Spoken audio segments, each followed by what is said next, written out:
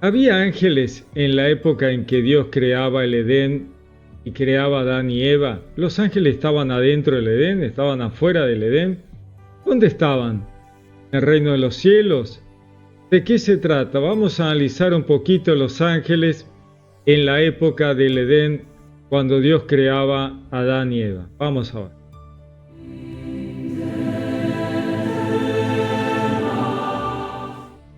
Recordemos que en el primer relato de la creación, cuando Dios crea, dice, en el principio Dios creó los cielos y la tierra. En ese crear los cielos y la tierra tiene que ver con todo lo celestial, como astros, todo lo que está arriba del narrador. Porque es un narrador que ve una visión, de eso se trata el primer relato. Alguien que mira para arriba, lo que está arriba de él, los cielos, mira hacia abajo y ve la tierra. Los cielos y la tierra, sencillo. Pero ese reino de los cielos también engloba los pensamientos, lo abstracto y los ángeles. Todo el reino celestial. La tierra, nuevamente, todo lo que tiene que ver con lo terrenal y mundano. Entonces, cuando Dios creó los cielos y la tierra, creó a los ángeles, todo el reino celestial. Los ángeles que tienen distintos niveles, ahora lo vamos a ver, vamos a analizar un poquito, pero ya estaban creados los ángeles. Cuando creó los cielos, ya creó todo el ejército celestial, ¿no? Todos los ángeles. Entonces, en el momento en que Dios crea el Edén, con Adán y Eva, los ángeles ya estaban. ¿Cuándo crea Dios el Edén? Bueno, ahí tenemos que volver a leer la Biblia. Tenemos dos relatos de creación. De los 7 días que arranca Génesis 1, nos habla de cómo va apareciendo las plantas, los animales. Y en el día sexto Dios crea a la humanidad general. Macho y hembra los creó, le da la imagen y semejanza, le da la potestad de cuidar la creación. Esa es la humanidad general. La humanidad general. Esa humanidad que está creada a la par del reino celestial. Pero el reino celestial es creado todavía con anterioridad. Pues fíjense que el reino celestial es creado el primer día. Y la humanidad es creada en el 6º día, o sea que los ángeles colaboran con Dios en todo lo que es la creación de todas las cosas, los animales, las plantas, la tierra, la separación de las aguas. Hay todo un trabajo de los ángeles en la creación. Ellos ayudan. Por eso en algún momento dice: hagamos al hombre a nuestra imagen y semejanza. Hagamos al hombre a nuestra imagen. Ahí hay, por un lado, ya hay una mirada a todo un reino celestial. Por otro lado, hay una imagen y semejanza a la divinidad, a Dios. Así que ahí tenemos dos estratos de entendimiento. Por un lado, el reino celestial. Por otro lado, la divinidad y una imagen y semejanza a lo divino y trascendental. Tenemos estas dos. Y el hagamos tiene que ver con las dos situaciones. Un reino celestial de muchos y una trinidad de 3, que también es hagamos, ¿cierto? Esos dos estratos tienen esta situación de multiplicidad, ¿no? Que se llama la multiplicidad. ¿Por qué? Porque Dios, siendo uno, es 3. De ahí viene el Ejad del Shema, Shema Israel, Adonai Eloheinu, Adonai Ejad, el Señor nuestro Dios es uno, Ejad, la unidad múltiple, con lo cual ya el Shema nos está diciendo que Dios es uno, pero a la vez múltiple. Por eso usa Ejad, una palabra hebrea que significa unidad múltiple. Para la unidad única, el hebreo usa Yahid. Si hubiera querido decir Dios es uno solito, hubiera usado Yahid, pero usa Ejad, que es la unidad múltiple. Por eso en el Edén hombre y mujer van a ser una sola carne. Ese uno vuelve a ser Ejad, ¿no? Una unidad múltiple. Los dos forman una unidad. Bueno, entonces, volvamos. Dios crea los cielos, todo el ejército celestial, y los ángeles ayudan, colaboran en toda la creación. En toda la creación vamos a ver cómo luego esto aparece en el relato de la Biblia. Vamos a leer un poquito algunos versículos bíblicos como para ver este tema de la presencia de los ángeles. Por ejemplo, en Job dice: ¿dónde estabas tú cuando fundaba yo la tierra? Indícalo si sabes la verdad. ¿Quién fijó sus medidas? Lo sabrías. ¿Quién tiró el cordel sobre ella? Como diciendo, la medila, ¿no? ¿Sobre qué se afirmaron sus bases? ¿Quién asentó su piedra angular entre el clamor a coro de las estrellas del alba y las aclamaciones de todos los hijos de Dios? Fíjense que dice Dios que en el momento de crear la tierra, de organizarla, de hacer los animales, las plantas, los ángeles estaban felices, dicen las aclamaciones de los hijos de Dios. Bueno, estos son los ángeles, ¿no? Colosenses decía: porque en él fueron creadas todas las cosas, las que hay en los cielos, las que hay en la tierra, visibles e invisibles, sean tronos, sean dominios, sean principados, sean potestades. Estos tronos, dominios, principados, potestades tienen que ver con distintos niveles angelicales. Todo fue creado por medio de él y para él. Acá está hablando de la palabra de Dios, el verbo que manifiesta la creación, que es el verbo que luego va a ser Jesús cuando encarne terrenalmente. Nehemías 9 dice: tú solo eres Yahvé, tú hiciste los cielos y los cielos de los cielos con todo su ejército, ¿no? Aquí estamos viendo una referencia a los ángeles, la tierra y todo lo que está en ella, los mares y todo lo que hay en ellos, y tú vivificas todas estas cosas y los ejércitos de los cielos te adoran. Bueno, y nuevamente una referencia a los ángeles, los ejércitos de los cielos. Entonces, Génesis 2:1 dicen: fueron pues acabados los cielos y la tierra y todo el ejército de ellos.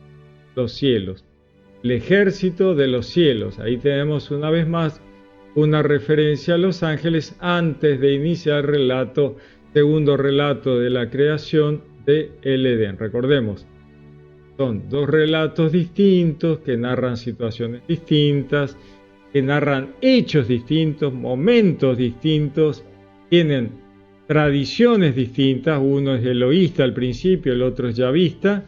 Uno narra la creación general de todo el mundo y general de la humanidad, y el segundo es un relato específicamente de Adán y Eva en el Edén, pero en un momento muy posterior a ese sexto día del primer relato. Me van a decir: ¿y por qué? ¿Y cómo sabés vos que es así? ¿Cómo puede ser? No puede ser si eso es el mismo relato que continúa. No es el mismo relato que continúa. No es, son dos relatos distintos. Y ahí, en este que les leía recién, ese fue el día que Dios hizo los cielos y la tierra, ahí termina el primer relato y arranca el segundo. No había no había llovido todavía sobre la tierra, está hablando de un lugar en particular, y luego vamos a ver en qué nos damos cuenta al leer la Biblia de que está hablando de un lugar en particular, en un momento en particular. Vamos a analizar un poquito ese relato para tenerlo un poquito más claro. Leemos entonces Génesis 2. Dice: concluyéronse pues los cielos y la tierra y todo su aparato o su ejército. Lo que leíamos antes, esta es la Biblia de Jerusalén. Y dio por concluido a Dios en el séptimo día la labor que había hecho, y cesó en el séptimo día de toda la labor que hizo. Y bendijo Dios el séptimo día y lo santificó, porque en él cesó Dios de toda la obra creadora que Dios había hecho. Estos fueron los orígenes de los cielos, reino celestial, y todo lo demás, ¿no? los astros, el sol, la luna y la tierra cuando fueron creados. El día que hizo Yahvé Dios, la tierra y los cielos. Acá termina el primer relato. Ahora arranca el segundo relato, que parece estar a continuación, pero esto se puso así simplemente porque era lo más intuitivo, digamos, lo más normal, que este relato fuera a continuación del otro. Entonces arranca, no había en la tierra arbusto alguno del campo, ninguna hierba del campo había germinado todavía, pues Yahvé Dios no había hecho llover sobre la tierra, pero esto está muy posterior al primer relato. Un manantial brotaba de la tierra. Acá dice también, brotaba el vapor de la tierra. Eso es porque en ese momento histórico del Edén, ese lugar era un lugar muy húmedo, distinto de ahora. Ahora es un lugar bastante seco, árido, pero para el momento en que este relato está relatando el agiógrafo, el escritor sagrado, nos ubica en un tiempo particular de la historia de la humanidad, este lugar del Edén era un lugar húmedo, bajo, donde había mucha humedad. Era otra época de la tierra, hacía mucha humedad. Esto estamos a unos 10.000 años en el pasado, saliendo de la glaciación anterior y todavía no se había inundado todo por el derretimiento violento de la última glaciación, justamente antes de que se inundara todo, y tenemos ese relato en el diluvio. Entonces todavía es un lugar bajo, el manantial brotaba de la tierra o el vapor subía de la tierra porque había mucha humedad. Entonces dice, Yahvé Dios formó al hombre con polvo del suelo y insufló su nariz aliento de vida, resultó el hombre un ser viviente. Plantó Dios en el jardín del Edén al oriente, donde colocó al hombre que había formado. Yahvé Dios hizo brotar del suelo toda clase de árboles deleitosos a la vista y buenos para comer. Fíjense que Dios le está dando a Adán ahora, y luego para Eva también, los árboles para los frutos de los árboles. Génesis 1, aunque no lo leímos, si nos acordamos, vamos a recordar que Dios ya le había dado a la humanidad las semillas de las hierbas y el fruto de los árboles para su comida. Aquí Dios hace brotar del suelo los árboles para que ya tuvieran para comer. Entonces ya les da los frutos de los árboles, se los está dando Dios porque eso va a tardar en crecer. Dice, y en medio del jardín el árbol de la vida, el árbol de la ciencia del bien y del mal.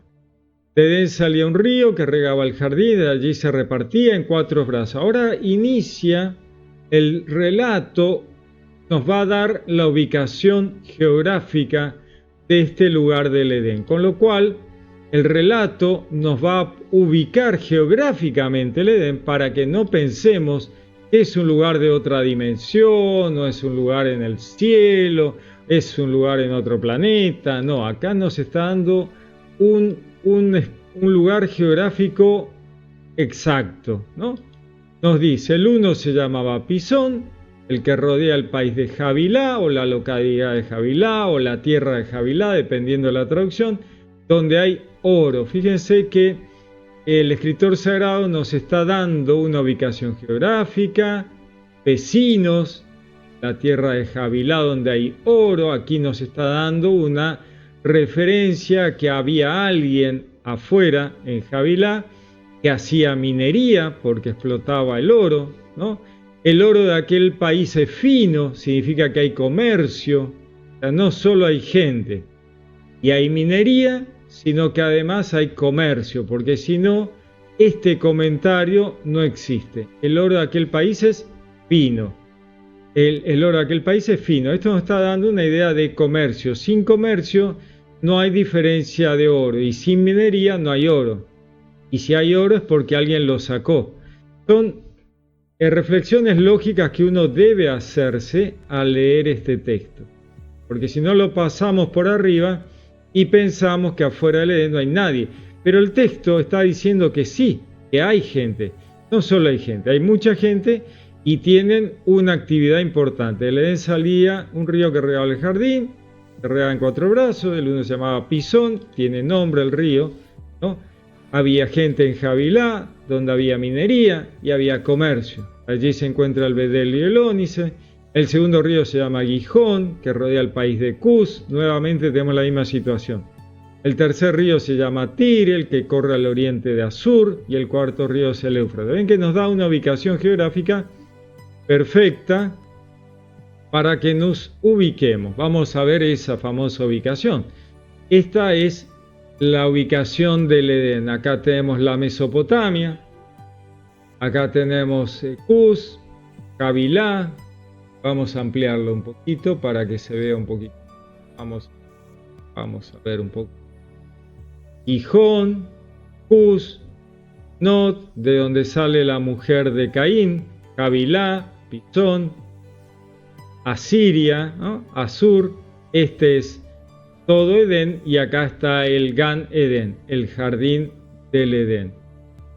Luego vamos a ver la ubicación en, ya esto es la Arabia, ¿no es cierto? Esto es Arabia, esto es el Sinaí, pero fíjense que este mapa es un mapa muy especial. ¿Por qué? Porque es el mapa que suponemos de la época del Edén. Y entonces van a ver una diferencia sustancial con un mapa actual. ¿Cuál es la diferencia? Que acá no hay agua. Esto es el Golfo, donde hoy está lleno de agua. Pero en esa época, en la época del Edén, no había agua, estaba seco, era una zona baja, muy verde, muy húmeda. El mapa amarillo arriba es simplemente para que ubiquen el mapa anterior, pero esto es verde, hay mucha humedad, es una época posglaciación donde se está empezando a inundar la costa. Todavía no hay agua aquí. Cuando se llene de agua esto va a ser el diluvio y ahí va a venir el drama de la inundación. Pero se inundó acá no, acá eran lugares altos, que simplemente está muy nevado porque es una época posglacial. Y acá tenemos que no hay agua todavía y eso va a llenarse cuando se inunde por la glaciación. Y entonces acá tenemos en la zona que veíamos antes, vamos a ampliarla, otra vez tenemos el Gan Edén, el jardín del Edén, tenemos Cavilá, Kus, Gijón, Asiria, ¿no? Es de lo que habíamos visto antes. Pero en el contexto del mapa general donde podemos ver todo Arabia. Acá está la península del Sinaí, Egipto está aquí, fíjense que no hay mucha agua, apenas aquí, donde ellos cruzaron en algún momento el Mar Rojo, apenas hay agua y directamente en este golfo no hay agua, directamente no hay agua. Así que vamos a continuar con el relato del Génesis. Entonces, como ven, tenemos una ubicación geográfica particular y vamos a ver que tenemos un tiempo particular, ¿no? Ese sexto día que veíamos en el relato del primer relato del Edén, que todos conocemos, que en el sexto día Dios hizo a la humanidad, macho y hembra los creó, es un relato muy anterior al del Edén, es muy anterior al del Edén. El Edén es muy posterior. ¿Y cómo sabemos eso? Por los detalles que nos dan desde el texto bíblico, nos dan la ubicación temporal. ¿Cómo sabemos cuándo es el Edén? ¿Cuándo Dios crea a Adán y Eva? Bueno, ahí viene el texto del... vamos a continuar leyendo el texto del Edén para ubicarnos en la temporalidad. Dice, tomó pues Yahvé Dios al hombre y le dejó en el jardín del Edén para que lo labrase y cuidase. Labrar es labrar el suelo para plantar las semillas de las hierbas para hacer el pan. Labrar es una actividad moderna. Es una actividad moderna de lo que se llama neolítico. Lo otro es paleolítico. El sexto día es el paleolítico, cuando Dios crea la humanidad general, macho y hembra los creó, todo eso. Pero cuando Dios crea a Adán y Eva en el jardín del Edén, esta palabrita para que lo labrase y cuidase nos da la temporalidad de cuándo crea el Edén. Este labrar es una actividad moderna. Adán va a labrar el suelo y se va a quedar quieto en casitas del Neolítico. La casita la va a hacer afuera del Edén porque Dios los va a rajar a Adán y Eva y los van a sacar del Edén. Cuando salen del Edén van a tener su casita junto con todas las casitas de los que están afuera. Entonces acá tenemos, por un lado tenemos labrar el suelo para las semillas y el árbol para los frutos de los árboles, como nos había dicho en Génesis 1, les doy para alimento las semillas de las hierbas y el fruto de los árboles. Acá tenemos el labrar el suelo para las semillas y el árbol de los frutos para comer. De cualquier árbol del jardín puedes comer, más del árbol de la ciencia del bien y del mal no comerás. Entonces tenemos claro que, por un lado, la temporalidad, el momento del Edén es muy posterior a la creación de los ángeles. Los ángeles fueron creados en el primer día de la creación. Ya Dios había creado a los ángeles. Dios creó los cielos y todo su aparato y la tierra. Avanza la creación con la cooperación de los ángeles. Y luego, mucho más adelante, crea a la humanidad y mucho más adelante crea a Adán y Eva. O sea que afuera del Edén hay gente, como veíamos que la geógrafo nos contaba, Asur, Cos, Not, Havilá, bueno, y en el Edén Dios recrea la situación anterior. Entonces pone otra vez ya a Adán y Eva en un momento histórico que por la labranza nos dice cuándo es que crea a Adán y Eva. Y los descendientes de Adán y Eva van a ser ya herreros, por ejemplo. Otra actividad muy moderna. Ya entramos en el Neolítico, ya entramos en la época de los metales, la época del bronce, del hierro, o sea, ya estamos cerquita, ya arrancamos. El Edén tiene que haber existido en los años 10.000, 9.000, 8.000 antes de Cristo, tal vez 6.000 antes de Cristo, una cosa así. En esa época la humanidad estaba afuera y hacía tiempo que estaba afuera, y por eso el relator del Edén nos cuenta que el río pasaba por acá, pasaba por allá, que había minería, que había comercio. Lo que pasa es que uno, cuando lee la Biblia con ciertos preconceptos y prejuicios, no lee eso, lo pasa por alto. No existe, porque Adán y Eva son los primeros de la humanidad. Bueno, el hagiógrafo nos dice que no son los primeros de la humanidad, y el relato anterior nos decía cuándo había creado Dios a la humanidad, en el sexto día. Para la ciencia, el sexto día significa allá al final del proceso principal de la creación. Pero la humanidad, hoy la ciencia nos da una datación de la humanidad de 2,5 millones de años, 2,5 millones. Entonces es hace rato.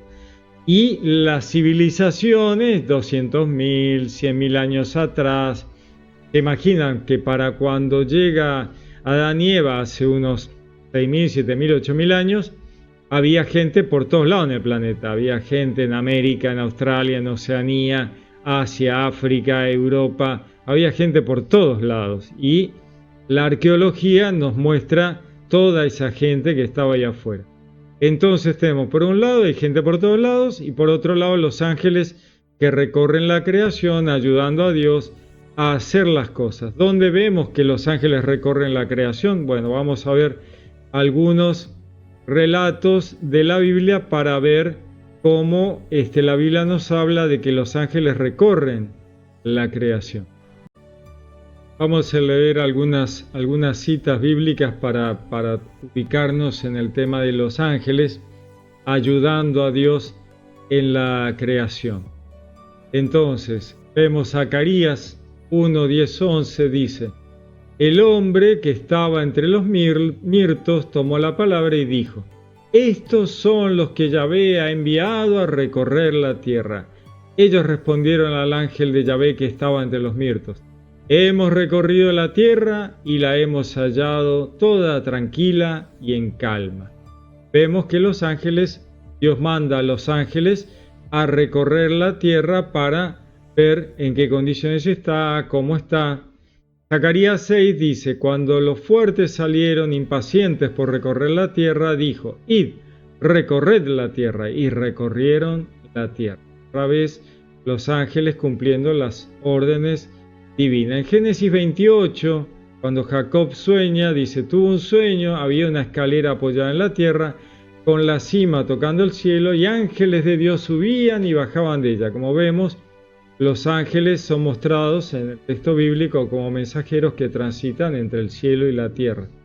En Job 1:6 dice: un día en que los hijos de Dios fueron a presentarse ante Yahvé, entre ellos vino también Satán. Yahvé dijo al Satán: ¿de dónde vienes? Y Satán respondió a Yahvé: de recorrer la tierra y pasearme por ella. Esta es maravillosa, esta es la introducción de Job, cuando Dios le pregunta al Satán si había visto al siervo Job, que era un tipo justo, bueno, santo, qué sé yo. Pero lo interesante de esto es que los ángeles están haciendo fila esperando para que Dios los atienda, y entonces el Satán, que es uno de los ángeles, el más, digamos, importante, porque es el príncipe del mundo, el gobernador de este mundo, también fue a presentarse. Y entonces Dios le pregunta a él, ¿no? ¿De dónde vienes? Y Satán responde a Yahvé: de recorrer la tierra y pasearme por ella. Acá hay una forma de hablar del Satán que muestra su desprecio, su orgullo, ¿no? Una forma así medio fea de decir: yo hago lo que quiero, ¿no? Job 2:1 dice otra vez: un día fueron los hijos de Dios a presentarse ante Yahvé, y entre ellos también Satán para presentarse a Yahvé. Yahvé dijo a Satán: ¿de dónde vienes? Satán respondió a Yahvé: de recorrer la tierra y pasearme por ella. ¿Por qué? Otra vez una situación similar, solo que había cambiado la situación de Job entre uno y otro. Vamos a ver un poquito, hemos visto a los ángeles recorriendo la tierra, ayudando a Dios en la creación. Hemos visto la situación temporal del Edén, en el momento en que los ángeles recorren la tierra, ayudan a Dios, cómo los ángeles fueron creados antes que la humanidad, cómo colaboraron con la creación, con Dios, y cómo estaban mientras Dios crea a Adán y Eva en un momento ya muy cercano de la historia humana. Estamos hablando, como dijimos antes, 8.000, 9.000, 7.000 años atrás, es 1.000 años atrás como mucho, y entonces estamos en una situación que el Edén es creado en un momento donde la humanidad fuera ya existía, ¿no? Y por eso tenemos toda una cantidad de gente afuera del Edén que la arqueología nos muestra. Vamos a mirar un poquito, yo les voy a mostrar un poco las civilizaciones que están fuera del Edén para que tengamos una idea de cuánta gente había ahí afuera, ¿no? Vamos a ver. Acá tenemos un mapa de las civilizaciones que estaban ahí afuera que la arqueología hoy nos muestra. Tenemos todas estas, son civilizaciones: Cataluyuk, Aguilar, tenemos acá está el Edén, acá están los ríos Tigris, Éufrates, acá tenemos Karajantepe, Globekli Tepe, que son unos templos muy antiguos. Aquí está Jericó, es un lugar que se ocupó durante más de 9.000 años. O sea, Jericó ya era una ciudad para cuando el Edén existía. Ya existía Jericó. Es interesante porque Jericó es un asentamiento que se usó durante muchísimo tiempo, desde la antigüedad, se calcula 9000 años más o menos, ya existía el asentamiento de Jericó. Todas estas son asentamientos de la gente que vive ahí afuera del Edén, a la par de la creación que Dios hace de Adán y Eva. Vamos a ver un poquito, les voy a mostrar un poco acá. Vamos a mostrar.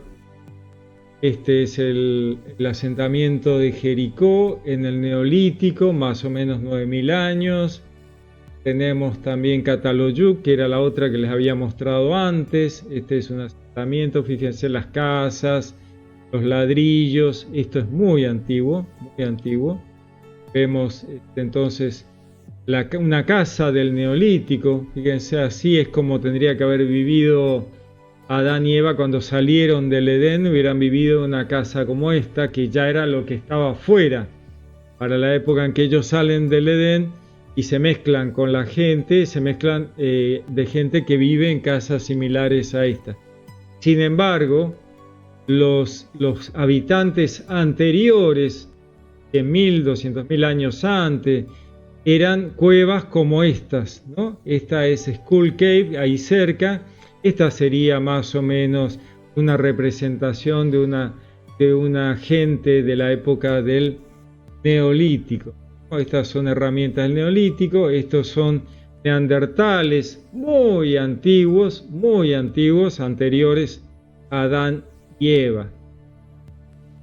Entonces, tenemos por un lado la ubicación temporal y geográfica del Edén. Por otro lado tenemos la ubicación de la gente, quiénes eran, cómo eran. Los ángeles ya estaban recorriendo la creación. O sea, hay todo un contexto muy interesante. Y cómo vemos a los ángeles al final del relato del Edén, porque ahí nuevamente vamos a ver el contacto con los ángeles en el momento del final del relato del Edén. Vamos a volver a la Biblia para ver cómo Dios habla con los ángeles al final del relato del Edén. Vamos a recordar un poquito ese final. Dice, ¿no? Recordemos que está por echarlos del Edén. Dios ya juzgó a todos, ya les dijo lo que le iba a pasar y los viste, ¿no? Yahvé Dios hizo para el hombre y su mujer túnica de piel y los vistió. ¿Por qué los viste y por qué les da túnica de piel? Bueno, porque afuera, la gente que está afuera del Edén estaban vestidos así. Y como Dios es misericordioso, los viste con esas túnicas de piel para que puedan estar sin pasar vergüenza.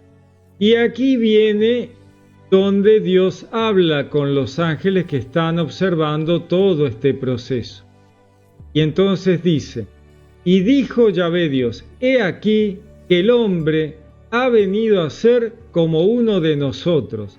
Y lo hace como hablando a la tribuna de manera fuerte. Fíjense que tiene signos de admiración.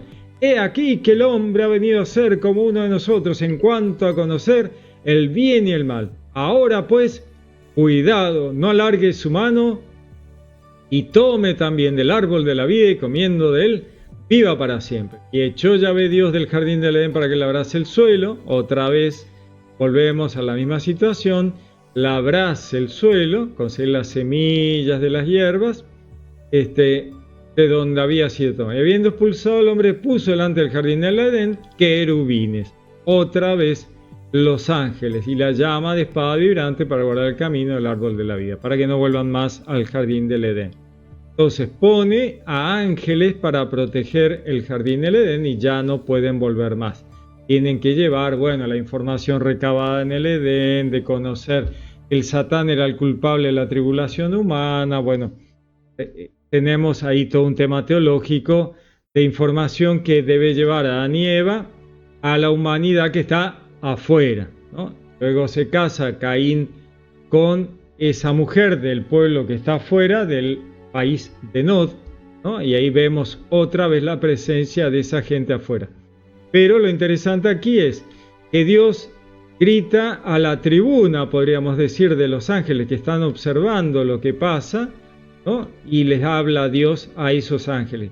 He aquí que el hombre ha venido a ser como uno de nosotros en cuanto a conocer el bien y el mal. Dios le está hablando a los ángeles que observan, porque también para ellos es toda la recreación del Edén, para mostrar que el culpable de la tribulación humana es uno de ellos, ¿no? El Satán, la serpiente antigua, ¿no? El dragón, la serpiente que es la que engaña a Adán y Eva para que adquirieran el conocimiento profundo del bien y el mal, que es ni más ni menos que la filosofía.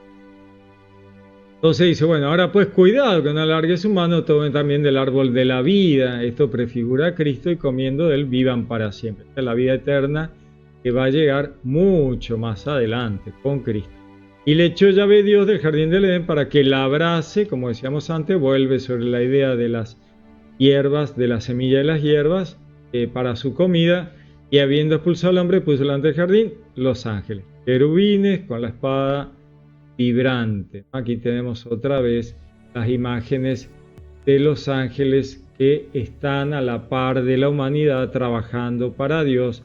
Bueno, el otro punto que también me parece súper interesante es ¿por qué Dios elige el Edén para la recreación esta y darle esta información clave para que ellos llevaran a la humanidad? Adán y Eva no son los primeros de la humanidad, son los primeros del pueblo que va a ser más adelante con Abraham el pueblo hebreo.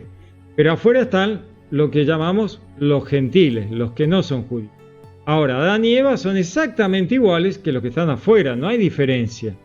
Son igualitos, pues Dios crea gente igualita a los que están afuera, para probar que la culpa de la humanidad no es de ella, sino del Satán. Ahora, ¿por qué Dios crea el Edén en ese lugar geográfico en particular? Y no lo hizo en China, o en Australia, o en Oceanía, o en América. Había lugares más lindos, en Brasil hubiera estado buenísimo, en la playa, no, Bermudas, hubiera estado genial. Pero no, lo hizo ahí, en el Edén, ¿no? ¿Por qué? ¿Por qué lo hizo ahí?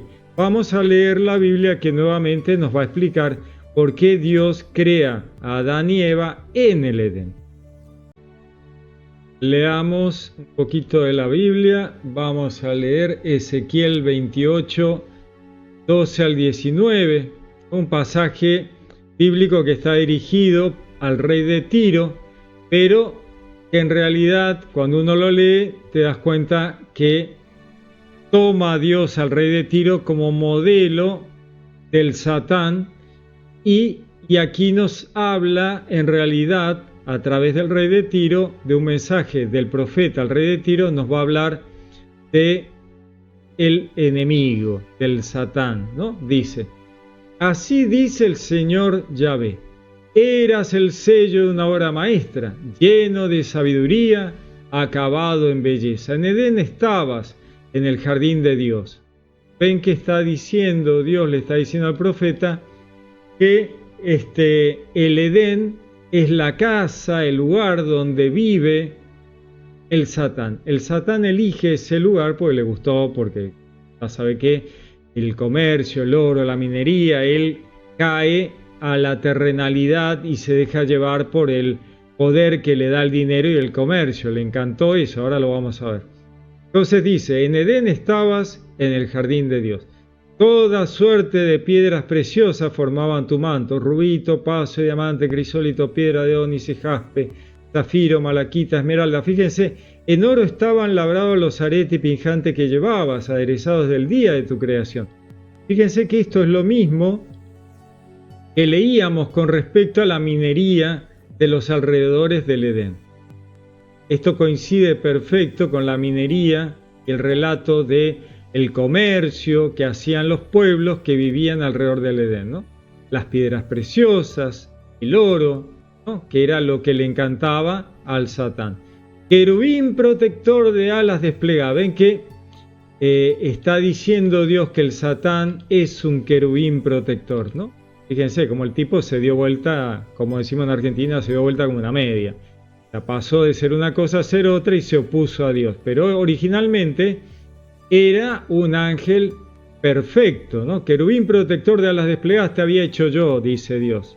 Estabas en el monte santo de Dios, caminabas entre piedras de fuego, ¿no? Este tema de estar en la divinidad, en el reino de los cielos, ¿no?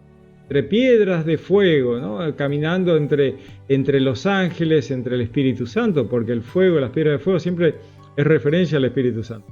Fuiste perfecto en su conducta desde el día de tu creación. Ven que Dios confía en el enemigo, en el Satán, porque el tipo era un buen tipo, era perfecto, hacía lo correcto, hasta el día en que se halló en ti iniquidad. Y ahí fue a parar todo, como decimos, a los caños.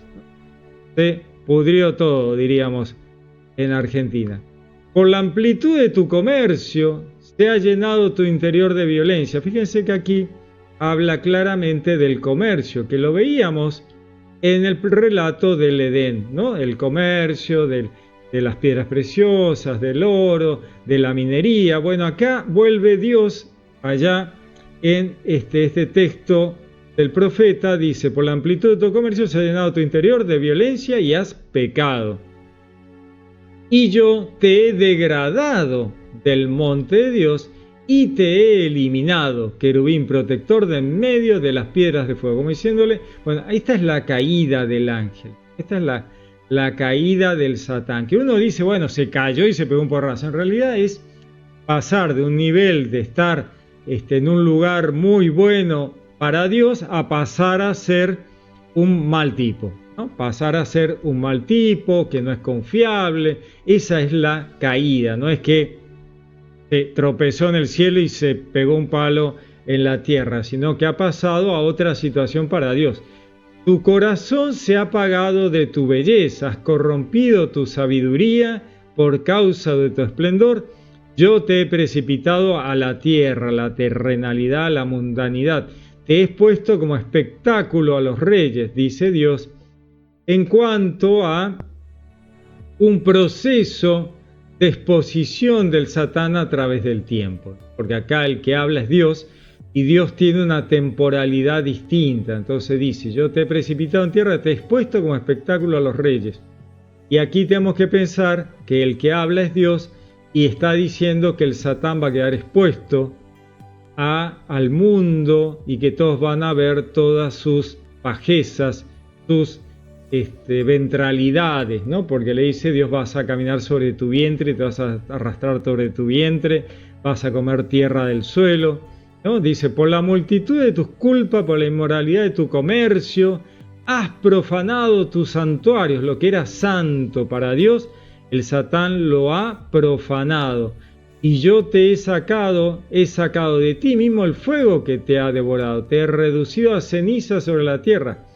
Ya dice Dios, esto es figura de la muerte al mandarlo al final del tiempo al lago de fuego que está reservado para el Satán y sus legiones. Te he reducido a nada, a ceniza sobre la tierra, a los ojos de todos los que te miraban. ¿Quién lo miraban? Primero, los ángeles compañeros de él que quedaron en el cielo del lado de Dios, ¿no? Aquellos, el 2/3 de los ángeles del cielo que quedan a favor de Dios, y el Satán lleva a 1/3 de los ángeles del cielo y los arrastra con su cola, dice el Apocalipsis, y los arrastra a la tierra. Pero el otro 2/3 partes de esos ángeles siguen con Dios y ven cómo el Satán y sus legiones van a ser reducidos a ceniza a los ojos de todos los que te miraban. Todos los pueblos que te conocían están pasmados por ti. Eres un objeto de espanto. Tremendo, ¿no? Y has desaparecido para siempre. Fíjense cómo la temporalidad de Dios es distinta a la temporalidad humana. Dios dice, esto ya ocurrió, pero todos decimos, pero no, Dios, no pasó todavía. Dios está hablando del futuro que nos muestra en el Apocalipsis cuando lanza al Satán y sus legiones al fuego eterno que nunca se apaga, y Él ya dice, esto ya pasó. Has desaparecido para siempre, ¿no? Dios ya nos está diciendo del Apocalipsis. Sin embargo, falta mucho, todavía falta un montón. Sin embargo, para Dios es un presente. Esto ya fue. Es más, ya es pasado, ¿no? Como que ya pasó. Muy interesante. Ahí vemos por qué el Satán estaba en ese lugar, ¿no? Ahí vamos viendo los ángeles cómo interactúan con la humanidad, cómo algunos ayudaban a Dios, otros como el Satán y sus legiones se opusieron. ¿Por qué Dios elige el Edén? ¿No? Las temporalidades. Primero Dios crea el reino de los cielos y a los ángeles que lo van a ayudar a Dios en la creación. Luego crea la humanidad, ¿no? Le da la imagen y semejanza que es nuestra, dice Dios, del reino de los cielos, con lo cual el Satán se vuelve loco porque no quiere compartir con la humanidad algo que le pertenece, según él, al reino celestial. Y por otro lado tenemos esta multiplicidad en la unidad que hace referencia a la Trinidad, ¿no es cierto? Dice hagamos, que tiene que ver con la multiplicidad del reino de los cielos, pero también tiene que ver con la multiplicidad del Dios único, el Ejad del Shema, ¿no? Que ya les expliqué antes, la multiplicidad en la unidad. Dios es uno compuesto, Ejad, ¿no? Padre, Verbo y Espíritu Santo. El Verbo, Hijo, Padre, Hijo, Espíritu Santo, Padre, Verbo. Y el Verbo, cuando encarna terrenalmente, adquiere el título de Hijo y es Jesús, Yeshua. Yeshua es la encarnación del Verbo, Padre, Verbo y Espíritu Santo. Así entendemos y podemos alcanzar este nivel de abstracción de la Trinidad, que puede ser un tema complejo de entender, ¿no? Ya que hablamos de los ángeles que estaban fuera del Edén y hablamos de temporalidades muy extensas hacia el pasado, de una humanidad que le llevó 2,5 millones de años pasar todo un proceso de adaptación y de evolución. ¡Oh, no me hables de evolución! Eso no existe. Bueno, sí existe. Y lo vemos en el relato bíblico como los tiempos son extensísimos y entonces los 7 días no son 7 días por reloj. La ciencia ya nos mostró, ya no podemos seguir pensando en 7 días por reloj. No existe, ¿cierto? Tenemos temporalidades muy grandes. Tengo videos para explicar los 7 días en función de la ciencia para que puedan verlo, porque si no este video va a durar 4 días más o menos, porque explicar el tema de los 7 días en comparación con la ciencia nos puede llevar un rato. Lo que les digo es que cada día de Dios, de la creación de los 7 días que nos narra tan rápidamente el Génesis 1, son miles de millones de años. Entonces vemos que la situación de la humanidad, del Edén, de las civilizaciones exteriores al Edén, tienen temporalidades que hoy la ciencia nos muestra perfectamente. Simplemente tenemos que ir a la arqueología, a la paleontología, a la antropología, para ver esto y poder ubicar la Biblia en un contexto de ciencia sin tener problemas, sin que nos agarremos la cabeza, nos volvamos locos y dejemos de ser terraplanistas. Chicos, basta de terraplanismo porque ya no hay lugar para el terraplanismo hoy. Ya está, basta. Ahí fueron los terraplanistas en barco a la Antártida y se llevaron un disgusto porque no encontraron el borde del mundo. Bueno, gastaron, no sé, como $20,000 en un experimento el otro día para hacer un péndulo láser y se llevaron otro disgusto, porque resultó que la Tierra giraba, que era una esfera en el espacio, otro disgusto que se llevaron. Bueno, basta de terraplanismo, ya está. La Biblia puede insertarse perfectamente en un relato científico y no tiene ningún problema. Obviamente, la ciencia no habla de teología y la Biblia no habla de ciencia. Simplemente, la Biblia habla de teología y la ciencia habla de ciencia. Pero podemos apoyar la Biblia en una temporalidad científica sin tener ningún inconveniente y que no salten las alarmas ni haya ningún problema.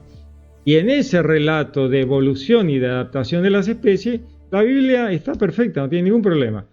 Cuando nos habla de los pueblos de Asur, Jabilá, Cus, la humanidad ya es humanidad, ya es persona como vos y yo. Y cuando habla del Edén, también Adán y Eva son como nosotros, ya está.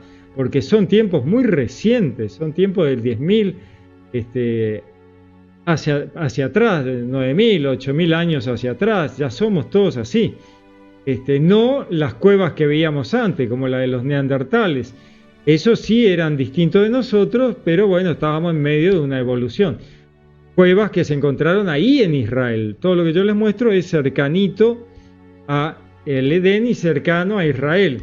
Las cuevas que les mostraba de los neandertales son cuevas que están ahí muy cerquitas de Israel. Algunas están ahí en Israel, ¿no?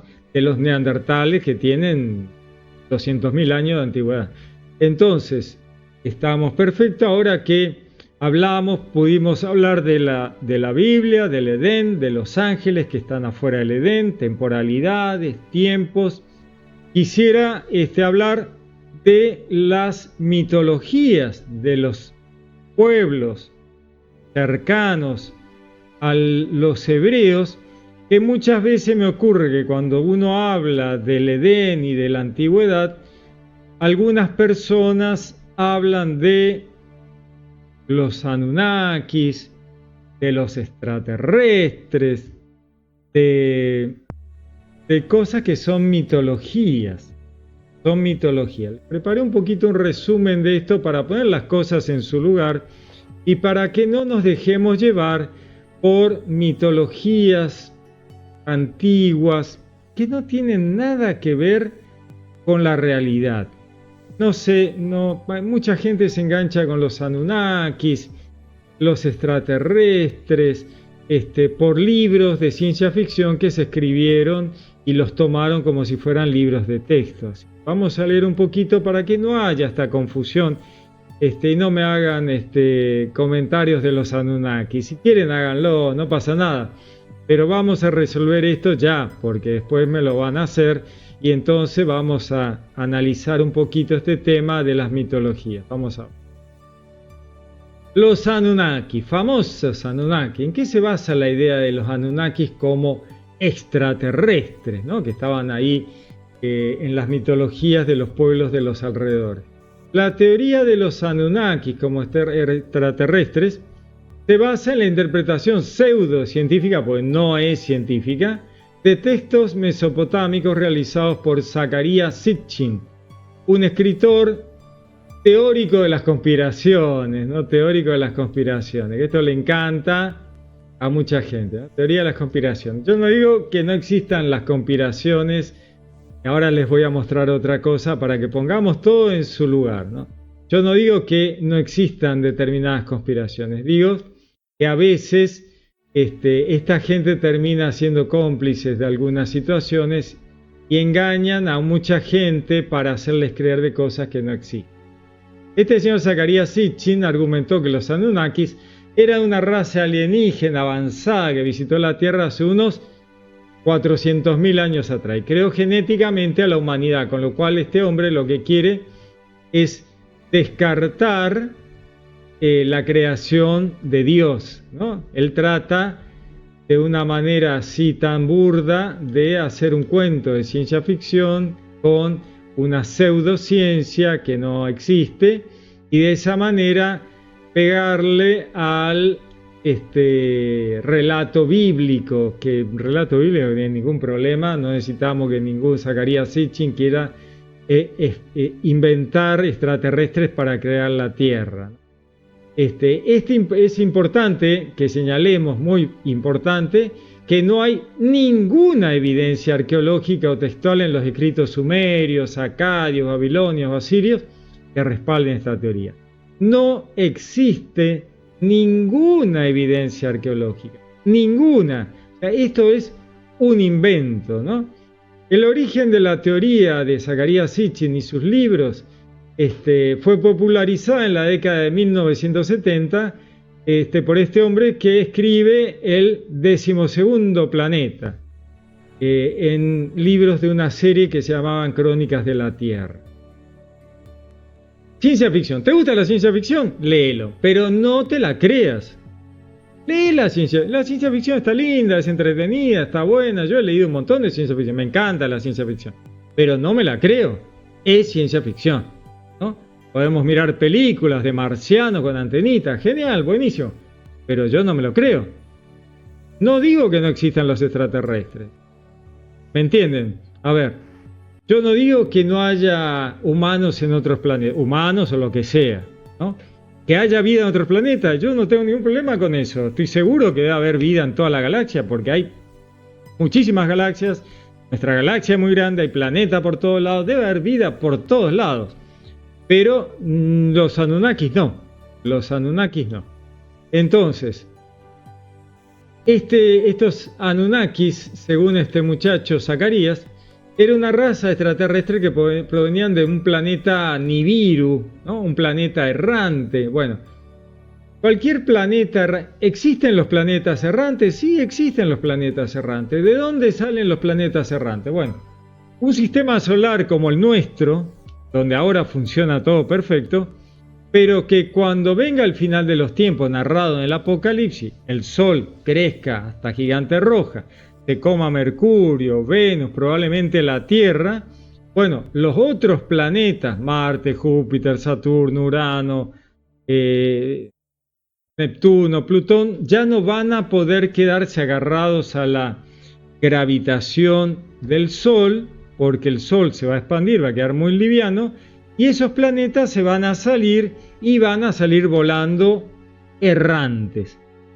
Sistemas solares que han existido antes de nuestro Sol, debe haber habido cientos de miles de millones, que desaparecieron sus sistemas solares y esos planetas quedaron a la deriva. Entonces, planetas errantes por el universo hay millones, y muchas veces los astrónomos es muy difícil que vean planetas errantes. ¿Por qué? Pues no reflejan la luz, la estrella ya murió, no está más, entonces el planeta es opaco, chiquito, es muy difícil verlo. Lo que encuentran los astrónomos son estrellas que eran de esos sistemas solares que murieron, son estrellas errantes, enanas marrones, pulsares, algunas estrellas de neutrones que sí se ven, y se ven que andan volando por ahí y que pueden llegar a pasar cerca nuestro algún día, qué sé yo, pero por sistemas solares que desaparecieron, se destruyeron y la estrella tuvo su final como cualquier estrella que llega a su final y los planetas salieron volando. Bueno, entonces este señor Zacarías utiliza un montón de cosas científicas que existen, las mete en una licuadora y saca esto de los Anunnakis. Entonces habla del planeta Nibiru, que lo buscan y lo buscan y lo buscan y lo buscan, no lo van a encontrar nunca porque no existe, es un invento, y que dice que pasa cerca de la Tierra cada 3600 años. Bueno, los astrónomos, algunos aficionados buscan el planeta 9, no sé si se acuerdan del planeta 9, famoso planeta 9, bueno, esperando que aparezca, ¿no? Bueno, no se ha encontrado ningún Nibiru ni nada por el estilo. Entonces, bueno, toda esta historia es un cuento de ciencia ficción. No tienen afirmaciones de Zacarías, no tiene ningún fundamento en los textos sumerios, ninguno. Sitchin escribe un cuento, es una historia inventada, entonces traduce los textos sumerios de cualquier forma, hace lo que quiere, porque total él está contando una historia de ciencia ficción. Hace interpretaciones que como se le gustó a él y no tiene pie ni cabeza el asunto, no tiene fundamento arqueológico, no tiene fundamento histórico, no tiene fundamento científico. En los textos sumerios, este famoso Nibiru es una estrella, un cuerpo celeste asociado al dios Marduk. No es un planeta errante, ¿no? No hay evidencia astronómica de que ese planeta tenga una órbita, no existe, o sea, básicamente no existe, no hay registros de los Anunnaki como extraterrestres, eso es puramente un invento. Lamentablemente, chicos, aquellos que les gustaban los Anunnakis, no existen. En los escritos mesopotámicos, los Anunnaki son simplemente un grupo de dioses, no fueron seres físicos que vinieron del espacio. No hay ninguna referencia en las tablillas cuneiformes a naves espaciales, ni tecnología avanzada, ni manipulación genética. Eso es todo un invento de este muchacho Zacarías. nada más. Hay toda una teoría de antiguos astronautas, ¿no? De todo un invento de canales de televisión, de alienígenas ancestrales. Seguramente más de uno ve la serie, ¿no? Tantas series como la de Erich von Däniken de Recuerdos del Futuro. Sí, si la fuimos a ver al cine, sí, claro. David Icke, que mezclaba teoría con creencia de los reptilianos, ¿no? Cosas, bueno, pero no existe. O sea, ¿qué es? De ciencia ficción, ciencia ficción. Aprovechando, haciendo una mezcla, ¿no? Estas cosas se hacen para aprovechar la fascinación por el misterio de la humanidad, ¿no? A la gente le encanta la fascinación por el misterio, la influencia que hacen los medios de difusión para sacar a hacer negocio, mantener a la gente ocupada en pavadas, programas, ¿no? Como los alienígenas ancestrales, el History, que les decía antes, ¿no? El desconocimiento profundo en la arqueología de muchísima gente, que está bien, nadie tiene por qué saber de arqueología, nadie tiene tiempo para estudiar, pero bueno, se aprovechan de eso para vender libros, vender series, engañar a la gente, alejarlos de la religión, alejarlos de las verdaderas, de las realidades, ¿no? Lamentablemente es así. Entre esas cosas, me gustaría leerles algo de un artículo de una persona que tuvo que ver con un invento de hace algunos años. Para aquellos que tengan mi edad, yo tengo 62, y que cuando éramos chicos era muy común. Los muchachos nuevos, los chicos nuevos tal vez no les suene, o sí, no sé, pero todos recordarán el Triángulo de las Bermudas, famosísimo Triángulo de las Bermudas, de cómo las naves espaciales se llevaban a la gente en el Triángulo de las Bermudas. Bueno, ese fue un invento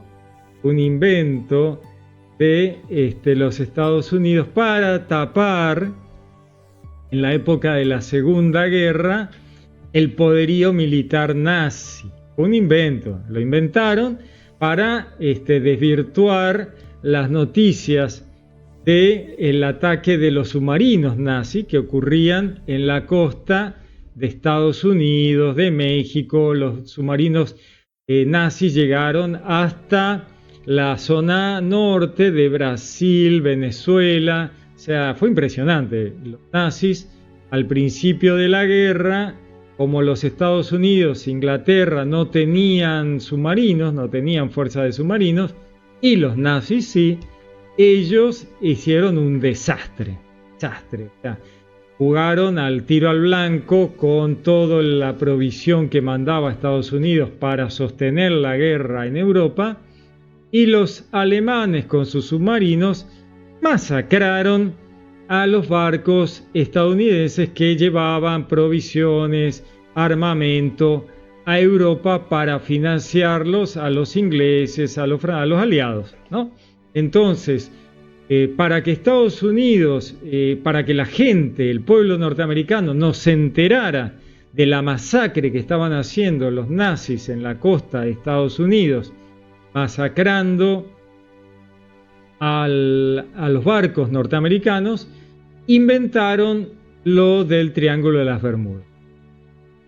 ¿Cómo sabemos esto? Bueno, en tiempos más recientes, cuando la tecnología mejoró muchísimo y se empezaron a hacer prospecciones para explotar petróleo en el Golfo de México, para poner cables submarinos para telefonía, internet y todo lo demás, la tecnología de radar, de sonar de barrido lateral, se llama así, sonar de barrido lateral, que es maravillosa. O sea, la tecnología que se ha inventado para justamente ver el fondo marino, hace un barrido perfecto del fondo marino y se ve el relieve, pero perfecto.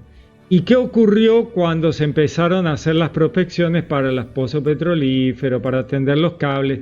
Se encontraron cientos de barcos hundidos, cientos. miles de barcos hundidos. ¿Por qué? Porque los nazis habían hundido cientos de barcos estadounidenses y latinoamericanos que circulaban por Golfo de México y la costa de Estados Unidos, y los hundieron. 800 barcos en 6 meses hundieron los nazis en el principio de la Segunda Guerra Mundial, hasta que los Estados Unidos pudieron encontrarle la vuelta y detener la masacre. Pero para cuando ellos lograron resolver esto, habían hundido 800 barcos en 6 meses. Entonces, Estados Unidos lo que hace es inventar una historia, porque no querían que su gente estadounidense se asustara por el poderío naval alemán. Entonces inventan esto. Y acá tengo para mostrarles, es súper interesante, me encanta, lo que dice el tipo que crea esta mentira. Vamos a leerlo porque ahí ustedes van a entender para qué les muestro esto, para que entiendan lo de los Anunnakis, lo de los extraterrestres que andan dando vuelta por siempre por Estados Unidos. ¿Cómo puede ser? Siempre están en Estados Unidos. Los globos de estos días, que venían los extraterrestres, las nubes de drones ahora, ¿no? Y así un montón de cosas para engañar a la población. En 1964, el escritor sensacionalista Vincent Gaddis, vivió entre el 13 y el 97, quien había trabajado como reportero y editor en un periódico para una estación de radio en Indiana, en un pueblo Varsovia, en 1947 a 1952, fíjense, después de la Segunda Guerra, acuñó el término Triángulo de las Bermudas. Él inventa este título de Triángulo de las Bermudas para armar un paquete de engaño, ¿no? Todos esos aviones que desaparecían, barcos que desaparecían, había que darle una explicación al pueblo, ¿no? Entonces, en un artículo de la revista pulp estadounidense Argosy, al año siguiente, él inventa esto, ¿no? Y al año siguiente publicó un libro que se llamaba Horizontes Invisibles, el misterio del mar, para respaldar esto del Triángulo de las Bermudas, y entonces incluía un capítulo donde hablaba del mortal Triángulo de las Bermudas. Realmente el periodista Gaddis es considerado como el inventor del término, un periodista de los que tergiversaban las noticias de guerra para que la gente pensara que todos esos que desaparecían en el mar era un tema de extraterrestres, o de portales a otra dimensión, o de efectos del mar raro, que desaparecían los barcos. Entonces, vamos a leer lo que el mismo Gaddis dice en estas famosas teorías conspirativas, que a veces no son teorías. Decía, publica un artículo, este muchacho Gaddis, que se llama El arte de la honesta decepción. The Art of the Honest Deception. Vamos a leerlo, pues no tiene desperdicio. Usted, decía él en este artículo, usted no ve solo con sus ojos, sino con su cerebro y mente, lo que soluciona la confusión de los contornos y colores y lo convierte en imágenes definidas y comprensibles, debido a que la mente tiene mucho que ver con lo que se está observando. El engaño es posible. Su mente es un sensor. Si ve a dos hombres, uno a 20 pies de distancia a usted y el otro a 40, sus ojos le dicen falsamente que un hombre es solo la mitad de la altura del otro. Su intelecto, sin embargo, corrige esta impresión errónea. La mente, por otro lado, tiene el hábito de construir objetos e individuos familiares sobre la base de una mirada fugaz o una impresión vaga. Por ejemplo, si ves a un amigo que pasa por una puerta, es posible que solo veas un sombrero, o oreja, o un hombro que te resulte familiar, pero tu mente llena la imagen incompleta y te dices a ti mismo, ese es el señor Smith. Usualmente tienes razón, pero a veces estás equivocado. Como resultado de este hábito mental, no se observan los detalles. La mayoría de los hombres no pueden decirle si los números de sus relojes son romanos o árabes. si los 12 números están presentes o si el nombre del fabricante está a la vista. Los asuntos sin importancia, a pesar de una observación clara, no están registrados en la conciencia. Fíjense cómo el tipo Gadis, hace todo un estudio profundo de la psicología humana para engañar. Vemos lo que esperamos ver. Fíjense lo que dice. Vemos lo que esperamos ver. Y es difícil reconocer cualquier cosa que no estemos preparados para enfrentar.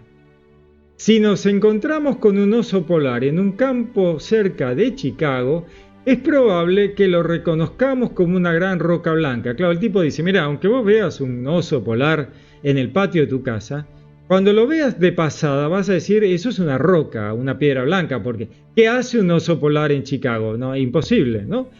Dice, hasta que se mueva o nos acerquemos a ella. Ahí recién nos apiolamos de lo que es. Pero si supiéramos que un oso se había escapado de un circo y lo estuviésemos buscando, al principio podríamos identificar una roca con un oso, o sea, al revés. Todas las rocas blancas que viéramos por ahí, para nosotros, serían osos, ¿no? La cosa, depende de lo que queríamos ver, es lo que vamos a ver. Nuestra mente nos engaña, depende de lo que nos hayan dicho. Si nos dicen que vamos a ver determinada cosa, cuando salimos lo vemos. Si no, vemos otra cosa.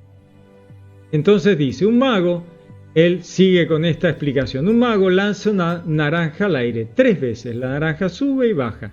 Cada lanzamiento se realiza con los movimientos idénticos del cuerpo y las manos del artista. La 4ª vez vemos a la naranja subir y desaparecer, ¿no? Él dice, tiró 3 veces y la 4ª vez hizo el ademán, pero no la tiró. Y ahí dice, vimos que la naranja subió y desapareció, cuando en realidad no la tiró nunca. En realidad, dice, la naranja nunca dejó la mano derecha vacía por 4ª vez, pero la repetición de sus movimientos anteriores nos habían engañado. Observamos lo que esperábamos ver y nos engañaron. Tremendo. Es difícil mistificar a los niños y a los deficientes mentales, dice Gadis, o sea que ya estudiaron a los chicos y a lo que él llama deficientes mentales porque su conocimiento general es limitado y su atención no puede distraerse ni desviarse por sugerencias de factores que no comprenden. Fíjense como ellos saben que hay personas que no van a darse cuenta de lo que ellos tratan de engañarlos. Dice, nunca te avergüences si eres engañado. Muy impresionante. Nunca te avergüences si eres engañado. Solo tu inteligencia ha sido probada. Supongamos que el ejecutante está causando que una bola flote en el aire. Él se refiere a los poderes del magnetismo y la energía cósmica. Fíjense que acá nos está hablando de cómo él produjo el engaño del Triángulo de las Bermudas. Él se refiere a los poderes del magnetismo y la energía cósmica. Este sugiere que las radiaciones mentales pueden ser la respuesta. Los adultos presentes en su audiencia han escuchado que tales poderes y factores existen. Esa gente ha sido engañada lentamente para que crean que los poderes mentales existen. Entonces, no es raro que la pelota flote por el poder mental del mago, ¿no? Entonces dice, los adultos presentes de su audiencia han escuchado que tales poderes y factores existen. Es posible que ellos no crean en sus sugerencias, pero su atención se ha alejado de lo natural y lo obvio, ¿no? Dice Gadis. La atención de la persona se ha alejado de lo natural y lo obvio y buscan una solución más compleja. Los niños, sin embargo, no están prestando atención a lo que el mago dice, a sus comentarios. Buscan el hilo que sostiene la bola hacia arriba. Y si el intérprete no tiene cuidado, o sea, el mago no tiene cuidado, finalmente lo van a ver, ¿no? Los chicos están mucho más pendientes de los errores del mago. Las personas inteligentes, dice Gadis, intentan explicar lo que ven en términos de su amplio conocimiento y de las causas y los efectos, ¿no? Y las observaciones del intérprete ayudan a confundirlos. Por otro lado, los niños que carecen de conocimiento adulto dependen de la observación directa, no se dejan engañar tan fácilmente. Cuando el ejecutante apunta su dedo hacia el otro lado del escenario, los adultos miran en la dirección indicada, pero los niños primero miran su dedo. Cuanto más inteligente es una persona, más usa su mente en lugar de sus ojos. Así se engaña a sí mismo. Esto es tremendo, tremendo, tremendo. Redireccionar mal, con mala intención, es posible debido al poder de la sugerencia. Es un hecho psicológico que el primer impulso de la gente es creer, ¿no? Eso decía esta serie de televisión tan importante que Los Expedientes Secretos X. Decía, yo quiero creer, así que creo cualquier cosa, porque quiero creer en eso, así que voy a creer en cualquier cosa.